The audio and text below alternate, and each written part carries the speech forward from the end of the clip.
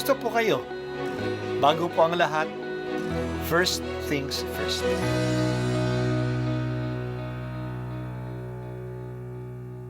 Good morning po. Sinisimulan po natin ngayon ang first things first.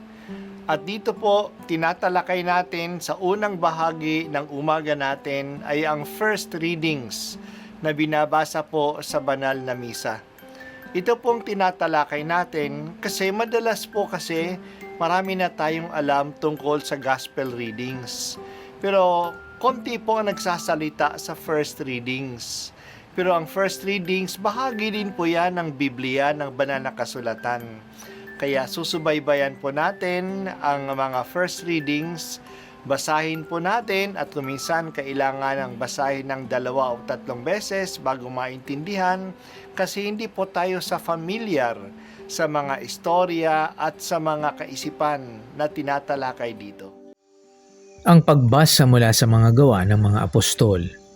Isang gabi, sinabi ng Panginoon kay Pablo sa pamamagitan ng isang pangitain, "Huwag kang matakot, ipagpatuloy mo ang iyong pangangaral. Anuman ang mangyari, huwag kang titigil, sapagkat ako'y sumasa iyo. Hindi ka maaano, sapagkat marami akong tagasunod sa lungsod na ito."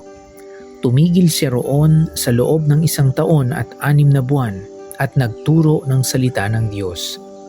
Nang si Galion ang maging gobernador ng Akaya, nagkaisa ang mga Hudyo na dakpin si Pablo at dalhin sa hukuman.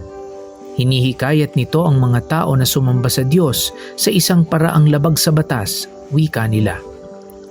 Magsasalita na sana si Pablo nang sabihin ni Galion, "Kung ang usaping ito ay tungkol sa isang mabigat na pagkakasala o paglabag sa batas, makatwirang pakinggan ko kayo. Subalit ang sakdal ninyo ay tungkol lamang sa mga salita at mga pangalan at sa kautosan ninyong mga Hudyo. Kaya't hindi ko kayo hahatulan sa bagay na iyan. Bahala na kayo." At sila'y pinalabas niya sa hukuman. Sinunggaban nila si Sostenes ang tagapamahala ng sinagoga at binugbog sa labas ng hukuman. Ngunit hindi ito pinansin ni Galion. Pagkatapos nito, ilang araw pang nanatili si Pablo sa Corinto, saka nagpaalam sa mga kapatid. Pagdating sa Cesarea, nagpaputol siya ng buhok sapagkat natupad na ang isang panatang ginawa niya, at naglayag siya patungong Syria kasama ang mag-asawang Priscilla at Aquila. Ang salita ng Diyos. Salamat sa Diyos. Ngayong araw ay kapista ni San Isidro Labrador. Isa siyang popular na santo sa mga probinsya natin kasi karamihan sa mga tao noon ay mga magsasaka. Napagsama ni San Isidro ang kanyang pagiging mahirap na magsasaka sa kanyang pananampalataya na pinapakita niya sa kanyang palagiang pagdarasal at pagiging bukas palad sa mga mahihirap. Isang dakilang patron siya ng mga magsasaka. Ngayon naman sa ating pagbasa. Bago si Jesus umakyat sa langit, sinabi niya sa kanyang mga alagad na sasamahan niya sila hanggang sa wakas ng panahon.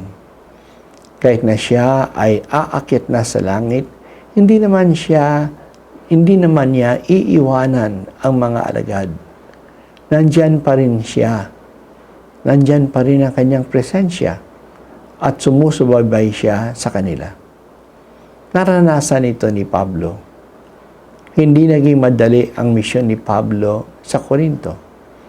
Marami ang hindi naniwala at kumukontra sa kanya. Pero nagpakita ang Panginoon sa kanya. Inassure siya ni Jesus. Hinikayat siya na huwag siyang matakot at ipagpatuloy ang kanyang misyon sapagkat sinabi niya, "Ako ay sumasayo." Hindi siya maaano roon. Hindi siya papabayaan doon. Lingid sa kanyang kaalaman na marami namang tagasunod kay Kristo sa lungsod na ito. Dahil sa assurance na ito, nanatili si Pablo sa Corinto ng 1 taon at kalahati na nangangaral at binubuo ang Christian community doon. May isang pagkakataon na dinakip siya ng mga Hudyo na kumakalaban sa kanya at dinala siya kay Galion na gobernador ng probinsya ng Akaya, kung saan nabibilang ang lungsod ng Korinto. Inakusahan siya na ginugulo daw niya ang kanilang community kasi nag-i-introduce siya ng bagong pagsamba sa mga tao. Gusto sanang sumagot si Pablo, pero hindi siya dininig ni Galion. Tama naman si Galion. Wala sa jurisdiction niya ang usaping ito, kasi ito ay usapin ng mga bagay at mga paniniwala lamang ng mga Hudyo. Sila na ang bahala na mag-settle ng usaping ito. Hindi na ito panghihimasukan ng pamahalaan ng mga Romano. Para tawagin ang pansin ng gobernador, sinunggaban ng mga Hudyo si Sostenes, ang namamahala ng sinagoga, at pinugbog. Ngayon, lumalabas na sila na ang nanggugulo, pero pinabayaan sila ni Galion. Para na lang hindi lumala ang gulo, nagpaalam si Pablo sa mga kasama niya at siya ay babalik muna sa Judea. Sa isla ng Concrea, nagpakalbo siya. Ito ay ayon sa panata niya. Hindi naman natin alam kung anong panata ito. Pero dito, pinapakita na si Pablo ay isang taong tapat sa kanyang mga panata sa Panginoon. Hindi iniwanan ni Jesus ang kanyang simbahan. Pinapalakas niya ang loob ng kanyang mga alagad at ipinagtatanggol sila. Hanggang ngayon, nasa atin ang presensya ni Jesus. Sa totoo lang, ang gawain ng kaligtasan ay gawain ni Jesus. Siya ang nanatili na tagapagligtas. Tulad ni Pablo, damhin natin ang presensya ni Jesus at huwag tayong manghina. Hanapin natin siya sa mga pangyayari sa ating buhay. May malalim na katotohanan ang binabanggit natin sa ating sama-samang pagdarasal. Let us put ourselves in the presence of God. Talagang palaging present siya. Tayo lang ang hindi pumapansin sa kanyang presensya. Magpaggabay tayo sa kanya na kasakasama palagi natin. Paano ba tayo ginagabayan?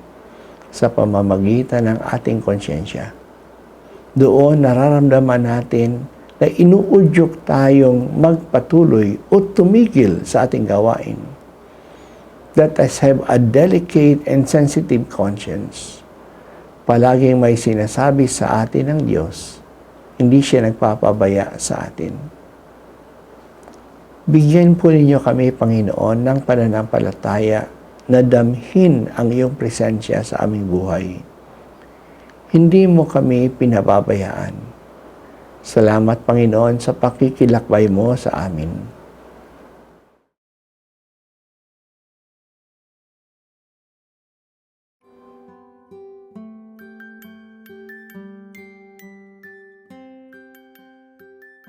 At ako po ay si Bishop Broderick Pabilio dito sa First Things First.